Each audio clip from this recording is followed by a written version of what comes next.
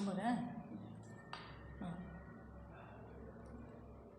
नमस्कार विद्यार्थी मित्रांनो, गेल्या तासिकेला आपण संत नामदेव यांची जैसा वृक्ष नेणे ही संतवाणी पाहिलेलो आहोत. तर उजळणी वजा प्रथमतः आपण त्या कवितेचा भावार्थ थोडक्यात पाहूया. या संतवाणीमध्ये संत नामदेवाने संतांना झाडाची उपमा देऊन त्याची थोरवी सांगितलेली आहे. ज्याप्रमाणे वृक्षाला म्हणजे झाडाला मान आणि अपमान याचे काहीच वाटत नाही, मानापमान ते जाणत नाही, त्याप्रमाणे त्या वृक्षाप्रमाणे संतांचे वर्तन असते. कोणी माणसाने येऊन वृक्षाची पूजा केली तरी वृक्षाच्या मनात सुख किंवा आनंद होत नाही, किंवा कोणी येऊन वृक्षाला तोडले तरी तो त्या माणसांना तोडू नका असे म्हणत नाही, तो अविचल राहतो. त्याच प्रकारे संत सज्जन निंदा व स्तुती या समान लेखतात. निंदा व स्तुती त्यांना सारखीच असते. असे साधू संत पूर्णतः धैर्यवंत असतात, निश्चल असतात. निंदा स्तुतीने त्यांचे मन विचलित होत नाही. तर आपण कालच्या व्हिडिओमध्ये संत एकनाथांचं उदाहरणाद्वारे आपण पाहिलेलं आहोतच. त्याचबरोबर संत नामदेव म्हणतात, अशा संतांची जेव्हा गाठ भेट होते तेव्हा साक्षात जीवाशिवाची गाठ पडते आणि संतांच्या भेटीमुळे प्रत्यक्ष परब्रह्म भेटीचे सुख काय होते लागते. तर विद्यार्थी मित्रांनो, अशा प्रकारे ह्या संतवाणीचा भावार्थ मी पुन्हा एकदा उजळणी वजा तुम्हाला सांगितलेलं आहे. तर आज आपण याच संतवाणीवरती म्हणजे जैसा वृक्ष नेणे या भागावरती स्वाध्याय आणि रसग्रहण घेणार आहे. प्रथमतः या कवितेवर स्वाध्याय कोणते आहेत ते आपण पाहूया. तर पहिला स्वाध्याय आहे वृक्ष आणि संत यांच्यामध्ये साम्य लिहा. पहा प्रश्न काय, आणि हा प्रश्न परीक्षेच्या दृष्टीनं खूप महत्त्वाचा आहे, कारण चाचणी परीक्षेला विचारला जाईल. तर ह्याच्यातला वृक्षामधला पहिला पॉइंट आहे, वृक्ष मान अपमान मानत नाही. पहिला घटक आहे वृक्ष मान अपमान इथं मानत नाही त्या वृक्षांच्या बाजूला. आता मग संतांचं साम्य सांगायचं असेल तर संत निंदा आणि स्तुती दोन्हीच्या वेळी कशा असतात, समान असतात. म्हणजे त्यांच्यामध्ये कोणत्याच प्रकारचा बदल होत नाही. या साम्यामध्ये आपण काय करायचंय, लिहायचं आहे. तर यानंतर दुसरा एक स्वाध्याय आहे. दुसरा स्वाध्याय, त्या दुसऱ्या स्वाध्यायामध्ये इथं एक चित्र काढले मी वृक्षाचं. तर वृक्ष इथं म्हणलेला आहे आणि पुढे म्हटले घटना. जर आपण वृक्षाला वंदन केलं तर काय होतंय, वृक्षामध्ये किंवा त्या वृक्षाच्या ह्याच्यामध्ये कोणता परिणाम दिसतो, तर त्याचे सुख त्या वृक्षाच्या मनात नसते. वृक्षाला कोणी वंदन केली, कोणी पूजा केलं. काल आपण पाहिलेलं आहे वटपौर्णिमेला स्त्रिया काय करतात, वडाची पूजा करतात आणि पूजा केल्यानंतर त्या वृक्षाच्या मनामध्ये कोणत्याही प्रकारचं सुख नसते. कोणी या पूजा करा अगर न करा, दोन्ही वेळी त्यांचं कसं असते, मनामध्ये सुख नसतंच. तर हा परिणाम इथं आपण लिहायचा आहे.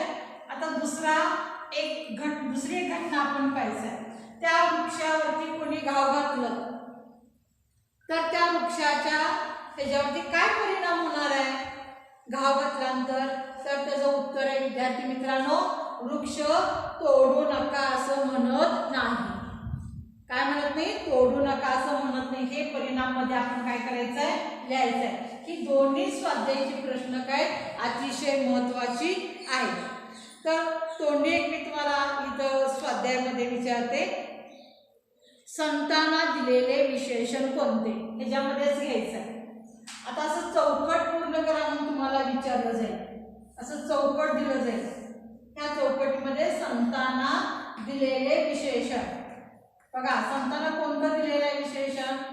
दिलेले विशेषण थोडक्यात लिहिते जागा नाही. संतांना दिलेले विशेषण कसं असतं? संत पूर्ण धैर्यवंत असतात.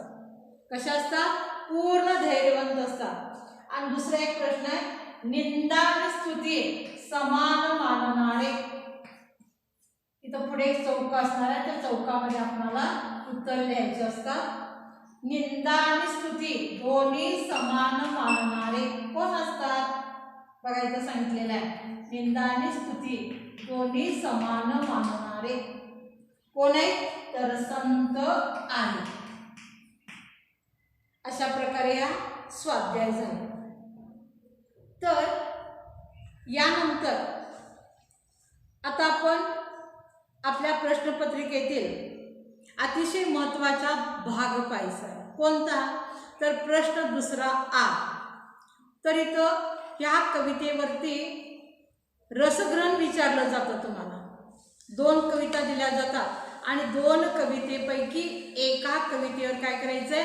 रसग्रहण करायचं.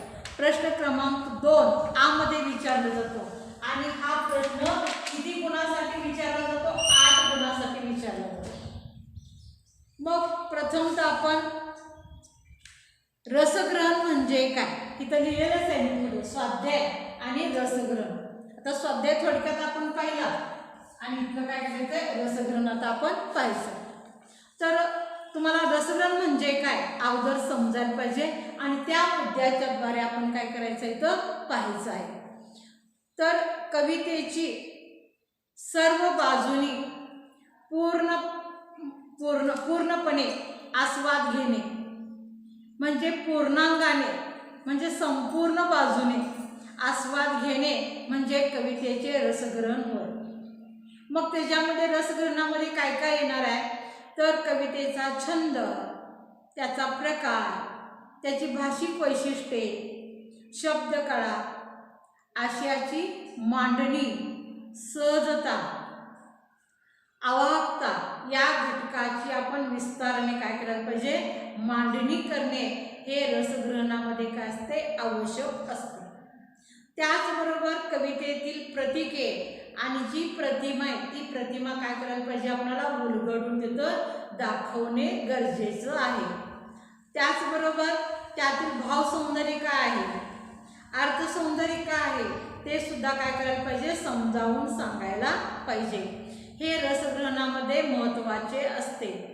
आणि सर्वात महत्त्वाचं, कोणतीही कविता असो त्या कवितेतून आपल्याला काय शिकवण मिळालेली आहे किंवा कोणता संदेश मिळालेला आहे किंवा कोणते मौलिक विचार नेमकेपणाने सांगणे हे सुद्धा काय आवश्यक आहे. समजा आता आपण कविता पाहिलेली आहे, वाचलेली आहे, त्याचा अभ्यास केलेला आहे, मग त्यातून आपल्याला काय बोध मिळाला हे आपण तिथं सांगणे गरजेचं आहे. आणि कवितेतून होणारी रसाची निष्पत्ती व त्याचे ग्रहण करणे म्हणजेच कवितेचे सर्वांगाने काय करायचं? रसग्रहण करायचं. थोडक्यात सांगायचं म्हणजे जी कविता आहे त्या कवितेचा सर्व दृष्टीनं माहिती मिळवणे किंवा सांगणे यालाच काय करायचं? रसग्रहण करायचं. मग ते रसग्रहण करत असताना काही मुद्दे दिले असतात, त्या मुद्द्याच्या द्वारे आपण काय करायचं आहे? रसग्रहण करायचं आहे. मग ते मुद्दे सुद्धा तुम्हाला परीक्षेत दिले जातात आणि त्या मुद्द्यासमोर आपण ती माहिती लिहायची आहे. किमान 8 असे मुद्दे असतात. पहा, अगोदर आपण मुद्दे पाहूया त्या रसग्रहणाचे कोणकोणते मुद्दे आहेत आणि प्रत्येक मुद्द्यानुसार आपण काय करूया? रसग्रहण पाहूया. तर इथं पहिला मुद्दा म्हणलेला आहे कवी आणि कवित्री संदर्भ, पहिला घटक आहे. त्यानंतर दुसरा घटक आहे प्रस्तावना, तिसरा घटक आहे वाङ्मय प्रकार आणि चौथा घटक आहे कवितेचा विषय. 5वा घटक आहे कवितेतील तुम्हाला आवडलेल्या ओळी. त्यानंतर मध्यवर्ती कल्पना म्हणजे त्या कवितेची मध्यवर्ती कल्पना सांगायची आहे. त्यानंतर कवितेतून मिळणारा संदेश आणि कविता आवडण्याची वा न आवडण्याची कारण. ह्या मुद्द्यांच्या द्वारे आपण माहिती लिहित जायचं आहे आणि खूप छान मार्क पडतात ह्या प्रश्नाला. कारण पूर्ण कविता आपण ऐकलेली असते, वाचलेली असते, त्याची उत्तरे दिलेली असतात, त्यानुसार आपण माहिती लिहायचं आहे. तर ह्या मुद्द्यानुसार आता आपण माहिती पाहूया.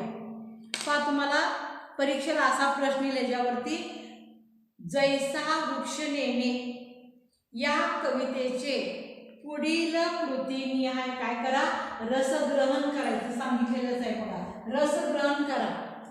तर याच्यामध्ये पहिला घटक आहे काय म्हणलेलं आहे, कवी आणि कवित्री संदर्भ.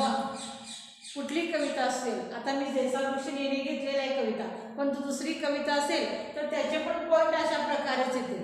तर आता या कवितेचे कवी आणि कवित्री याचा संदर्भ पाहूया. तर याचे कवी आहेत संत नामदेव. कवी कोण आहेत, संत नामदेव. हे वारकरी संप्रदायातील संत कवी आहेत. मी तर लिहायला हे केलेलं आहे, विसरलेलं आहे, इथं नामदेव लिहिते, संत नामदेव. संत नामदेव पहा, पुन्हा एकदा सांगते, संत नामदेव हे वारकरी संप्रदायातील संत कवी आहेत. हा पहिला घटक झाला. दुसरा घटक आहे प्रस्तावना. ह्या कवितेची काय प्रस्तावना आहे किंवा संतवाणीची काय प्रस्तावना आहे, तर ही जी संतवाणी आहे जैसा वृक्ष नेणे, तर साधी, सरळ, सोपी भाषा व उत्कटता ही संत नामदेवाच्या अभंग रचनेची काय वैशिष्ट्ये आहेत. तर सकल संत गाथा खंड पहिला यात असलेली संत नामदेव महाराजांची अभंग गाथा या काव्यसंग्रहातून प्रस्तुत अभंगात काय केलेला आहे, घेतलेला आहे. तर तिसरा घटक आहे काय म्हणते बघा, तिसरा घटक आहे वाङ्मय प्रकार म्हटले. कोणता प्रकार आहे, वाङ्मय प्रकार, आणि त्यालाच म्हटलेला आहे या कवितेचा काव्य प्रकार. काय म्हटलेला आहे, काव्य प्रकार कोणता, त्याला कंसामध्ये दिलं जातं, काय दिलं जातं, काव्य प्रकार. तुमच्या लक्षात आलं असेल वाङ्मय प्रकार म्हणजेच, तर त्याचा अर्थ आहे काव्य प्रकार कोणता आहे त्या कवितेचा. तर अभंग, काय काव्य प्रकार, अभंग या प्राचीन छंदात ही कविता आहे. कोणता प्रकार आहे तर अभंग म्हटलेले. काल आपण पाहिलेलं जैसा वृक्ष नेणे, मान अपमान, हे कशामध्ये म्हटलेलं आहे, हे अभंगच आहे एक प्रकारचं, आणि त्याला दुसरं नाव काय दिले, संतवाणी असं म्हटलेलं आहे. आठवते का बघा ती कविता, जैसा वृक्ष नेणे मान अपमान, तैसे ते सज्जन वर्तताती, म्हणजेच काय अभंगाचा प्रकार आहे इथं सांगितलेल्या काव्य प्रकारामध्ये. तर आता चौथा घटक आहे, कवितेचा विषय काय, चौथा घटक म्हणलेला आहे पहा. तर ह्याच्यामध्ये काय सांगायचं, या कवितेत संत सज्जनांची महती सांगितलेली आहे. ही जी कविता आहे या कवितेमध्ये संत सज्जनांची महती सांगितली. पुन्हा पुन्हा सांगते विद्यार्थी मित्रांनो, कारण अतिशय महत्त्वाचा प्रश्न आहे, 8 मार्कासाठी आहे, त्यामुळे आपल्याला लक्षात राहण्यासाठी पुन्हा पुन्हा मी सांगत आहे. तर त्यानंतर पुढे म्हणलेलं आहे कवितेतील आवडलेल्या ओळी. पहा, कवितेतील तुम्हाला आवडलेल्या ओळी, कोणत्याही ओळी तुम्ही लिहिला तरी चालेल, ह्याच ओळी लिहायला पाहिजे त्याच ओळी लिहायला पाहिजे असं काही तर बंधन नाही. तुम्हाला कुठल्या ओळी आवडल्या असतील कवितेतल्या त्या ओळी तुम्ही काय करायचं आहे तिथं लिहायचं आहे. पहा इथं काय म्हणलेलं आहे, मी कोणत्याही ओळी तिथं सांगते. अथवा कोणी प्राणी येऊनी तोडीती, तयान म्हणती छेंदू नका. मला या 2 ओळी आवडल्या मी लिहिले, तुम्हाला पहिल्या 2 ओळी आवडतील किंवा शेवटच्या 2 ओळी आवडतील. नामा म्हणे त्याची जरी होय भेटी, तरी जीव शिवा गाठी पडूनी जाया. तर अशा प्रकारे तुम्हाला आवडलेल्या ओळी तिथं काय करायचं आहे, लिहायचं आहे. तिथं सांगितलेलं आहे कुठल्याही 2 ओळी तुम्ही तिथं लिहायचं आहे.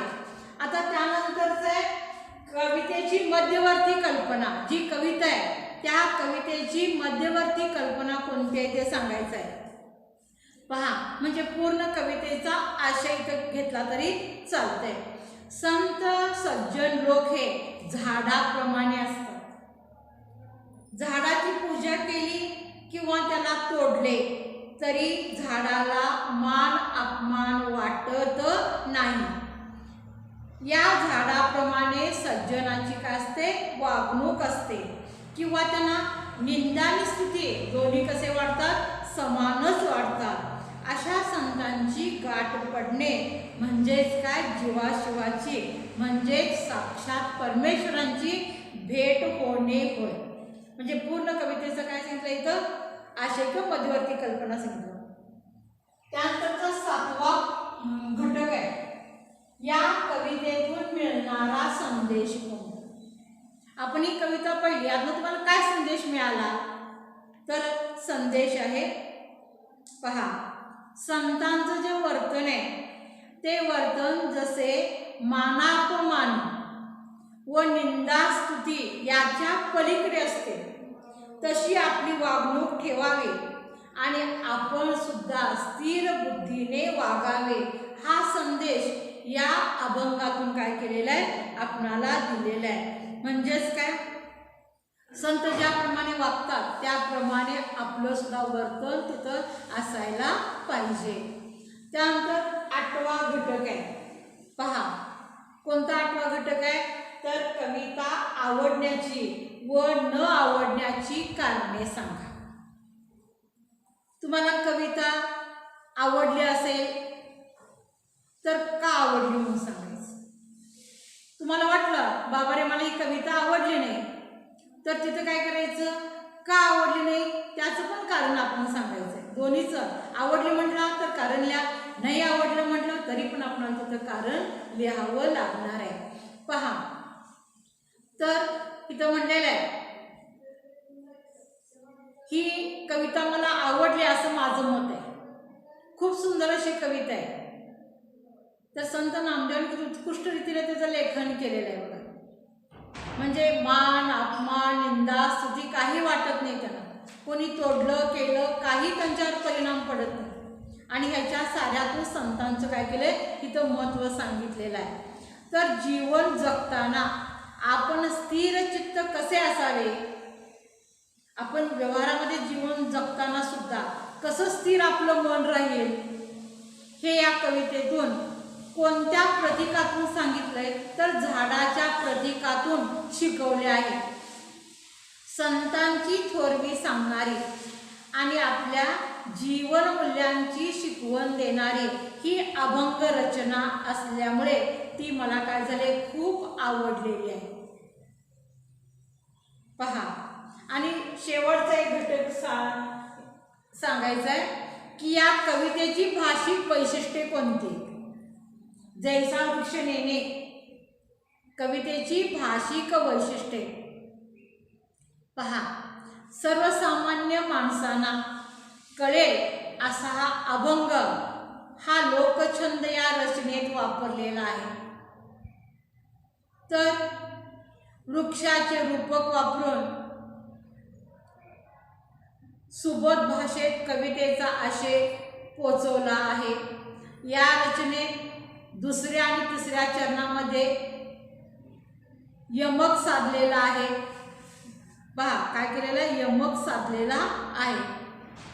आणि पहिल्या 3 चरणात 6 अक्षरे आणि 4थ्या चरणात 4 अक्षरे ही या मोठ्या अभंगाची काय वैशिष्ट्य आहे. आणि लोक माणसाला परमार्थाची शिकवण सहजपणे देण्याचे कौशल्य या संतवाणीमध्ये काय केले, सांगितलेलं आहे. तर विद्यार्थी मित्रांनो, अशा प्रकारे हे काय आहे, रसग्रहण आहे.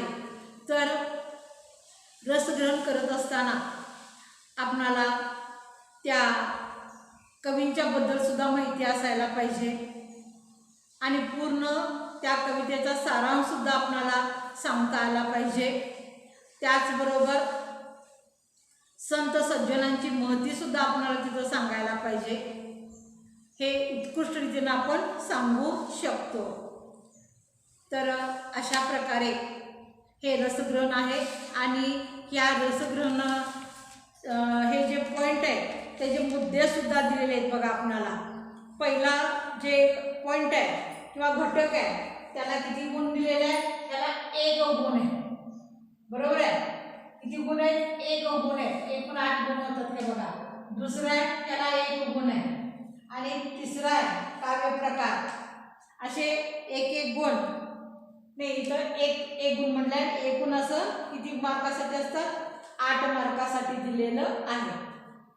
तर ह्याच्यामध्ये कवितेतून मिळणारा संदेश त्याला 2 गुण असतात आणि कवितेची भाषिक वैशिष्ट्ये त्याला 2 गुण असतात आणि प्रस्तुत कविता आवडण्याचे न आवडण्याची कारणे कोणती, असे एकूण 8 गुणांसाठी विचारलेला हा प्रश्न आहे. आणि आपण जास्त तयारी करायची आहे. आणि ही जी कविता आहे जैसा वृक्ष नेणे हे आता शिकवून झालेलं आहे, तरी आपण घरी काय करायचं, ही कविता पुन्हा पुन्हा वाचायचं आहे. आणि आपण सुद्धा हे पॉईंट घेऊन, मी सांगितलेलं आहे हेच पॉईंट घेऊन आपण सुद्धा रसग्रहण करायचं. काय करायचं आहे? सराव करायचा आहे. सोपंच आहे, काही अवघड नाही. जर तुम्हाला अवघड वाटत असेल तर ती कविता पुन्हा पुन्हा वाचा आणि जे मी कवितेचा भावार्थ सांगितलेला आहे ते भावार्थ सुद्धा म्हणजे लिहून घेतला चिला तर ते भावार्थ सुद्धा आपण आठवायचा आहे किंवा वहीत लिहिलेला आपण पुन्हा वाचायचं आहे आणि त्यानुसारच आपणाला हे रसग्रहण करता येईल.